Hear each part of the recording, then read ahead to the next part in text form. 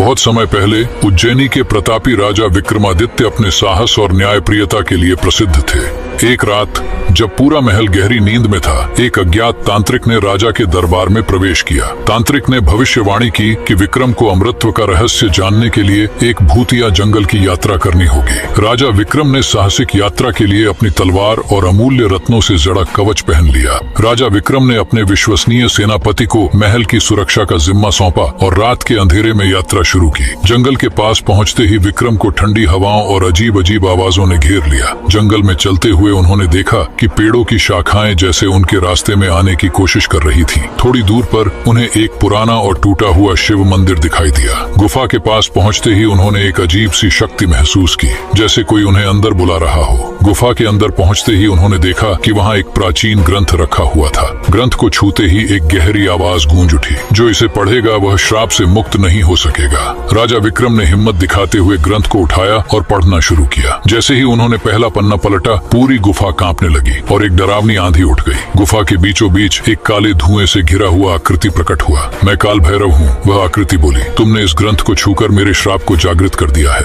विक्रम ने पूछा, यह श्राप क्या है और मुझे इससे मुक्त होने के लिए क्या करना होगा? काल भैरव ने कहा, तुम्हें इस जंगल में छिपे 7 रहस्यमयी रत्नों को खोजकर मुझे लाना होगा, लेकिन याद रखना, काल भैरव ने चेतावनी दी, हर रत्न के पीछे एक भयानक रहस्य छिपा है। विक्रम ने स्वीकृति में सिर हिलाया और रत्नों की खोज में जंगल की गहराई में प्रवेश किया। जंगल में चलते हुए विक्रम को एक पुराना और विशाल बरगद का पेड़ दिखाई दिया, जिसकी जड़ें हवा में लटक रही थीं। बरगद के पेड़ के पास पहुंचते ही विक्रम को पेड़ के चारों ओर एक रहस्यमयी ऊर्जा महसूस हुई। अचानक पेड़ के जड़ों से एक विशाल नाग प्रकट हुआ, जिसकी आंखें अंगारे जैसी लाल थीं। नाग ने कहा, मैं इस पेड़ का रक्षक हूँ, यदि तुम पहला रत्न चाहते हो तो मुझे पराजित करना होगा। विक्रम ने अपनी तलवार से नाग पर वार किया, लेकिन उसका हर वार नाग की फुर्ती के आगे विफल हो रहा था। अचानक विक्रम ने ध्यान दिया कि नाग के सिर के पीछे एक छोटी सी नीली मणि चमक रही थी। विक्रम ने चालाकी से अपनी तलवार को नाग के सिर के पीछे फेंका और मणि को अलग कर दिया। नाग धीरे धीरे गायब हो गया और उसके साथ ही पेड़ के जड़ों से पहला रत्न निकलकर विक्रम के सामने आ गया।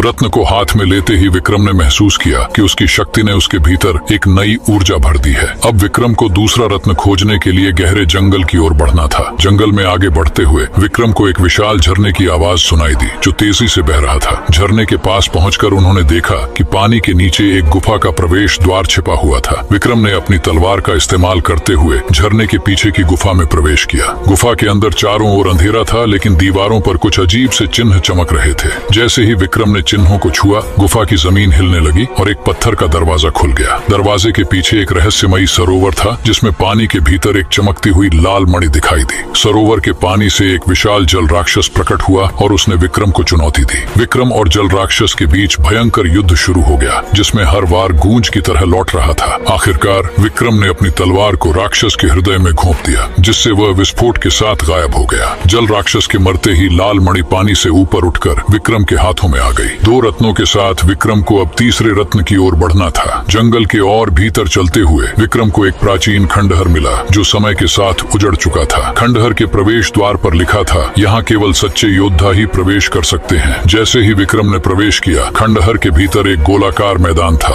और उसके केंद्र में एक सुनहरी मणि रखी थी। जैसे ही विक्रम ने मणि की ओर कदम बढ़ाया, चारों ओर से पत्थर के योद्धा जाग उठे। पत्थर के योद्धाओं ने विक्रम पर हमला किया, लेकिन वह अपनी चतुराई से हर वार को चकमा देते गए। एक एक करके विक्रम ने अपने कौशल से पत्थर के योद्धाओं को हराया। अंत में विक्रम ने मणि को उठाया और उसके साथ पूरा खंडहर चमकने लगा। खंडहर से बाहर निकलते ही विक्रम ने देखा कि जंगल और भी भयावह हो चुका था। अब तीनों रत्नों के साथ विक्रम ने अगले रत्न की ओर अपने कदम बढ़ाए। जैसे ही विक्रम जंगल की गहराई में पहुंचे, उन्होंने एक विशाल खाई देखी, जिसके पार जाना असंभव लग रहा था। खाई के पार जाने के लिए एक टूटा फूटा लकड़ी का पुल था, जो हवा में हिल रहा था। पुल पर कदम रखते ही विक्रम ने महसूस किया कि उसके नीचे कुछ अजीब सी हरकत हो रही थी। खाई के अंदर से एक विशाल उड़ने वाला दैत्य निकला, जिसकी चमचमाती काली पंख थी। दैत्य ने विक्रम पर हमला किया, लेकिन विक्रम ने अपने कौशल से उसके वार को टाल दिया। विक्रम ने अपनी तलवार से दैत्य के पंख पर वार किया, जिससे वह नीचे गिरने लगा। दैत्य के गिरते ही पुल टूटने लगा और विक्रम ने छलांग लगाकर खाई के दूसरी ओर पहुंचने की कोशिश की। खाई पार करने के बाद विक्रम ने देखा कि वहां एक प्राचीन गुफा थी, जिसके अंदर चौथा रत्न रखा हुआ था। गुफा के अंदर कदम रखते ही जमीन पर रखे प्रतीक जीवित हो उठे और मणि की रक्षा के लिए आकार लेने लगे। विक्रम ने अपनी तलवार से प्रतीकों को चुनौती दी और एक एक कर सभी को हरा आया। अंत में विक्रम ने चौथे रत्न को उठाया और उसकी चमक ने पूरे मंदिर को प्रकाशमय कर दिया। 4 रत्नों को साथ लेकर विक्रम ने अपनी यात्रा जारी रखी, जहाँ एक बर्फीली पहाड़ी उनका इंतजार कर रही थी। जैसे ही वह पहाड़ की ऊंचाई पर पहुंचे, ठंडी हवाएं और तेज हो गईं, जिससे आगे बढ़ना मुश्किल हो गया। पहाड़ी के शिखर पर एक चमकदार सफेद रत्न एक क्रिस्टल की गुफा के भीतर रखा हुआ था। जैसे ही विक्रम ने मणि के पास जाने की कोशिश की,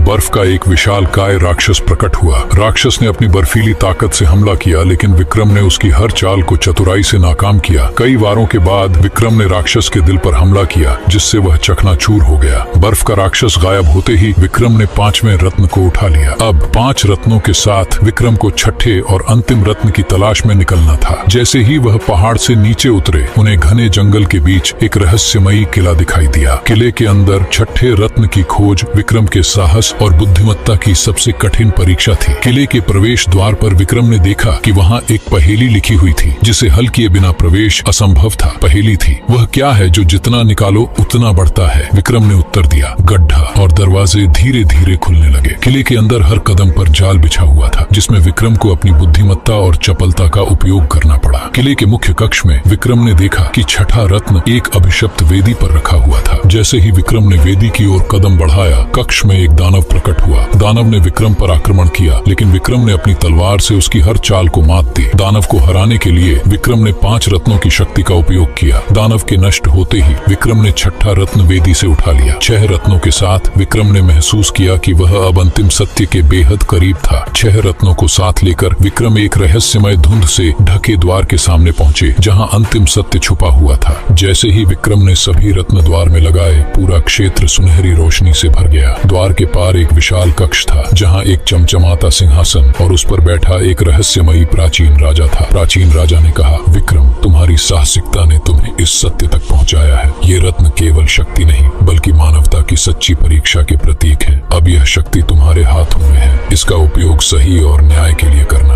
विक्रम ने सिर झुकाकर शक्ति स्वीकार की और कहा, मैं इस शक्ति का उपयोग सच्चाई और धर्म की रक्षा के लिए करूंगा। सिंहासन कक्ष गायब हो गया और विक्रम वापस अपने राज्य के मुख्य द्वार पर खड़े थे। विक्रम ने अपनी प्रजा को संबोधित करते हुए कहा, अब सत्य और धर्म की शक्ति हमारे साथ है। इस तरह राजा विक्रम ने न केवल अपनी यात्रा पूरी की, बल्कि पूरे राज्य में सत्य और धर्म की स्थापना की। वीडियो पसंद आया हो तो लाइक और सब्सक्राइब कर देना। मिलते हैं नेक्स्ट वीडियो में।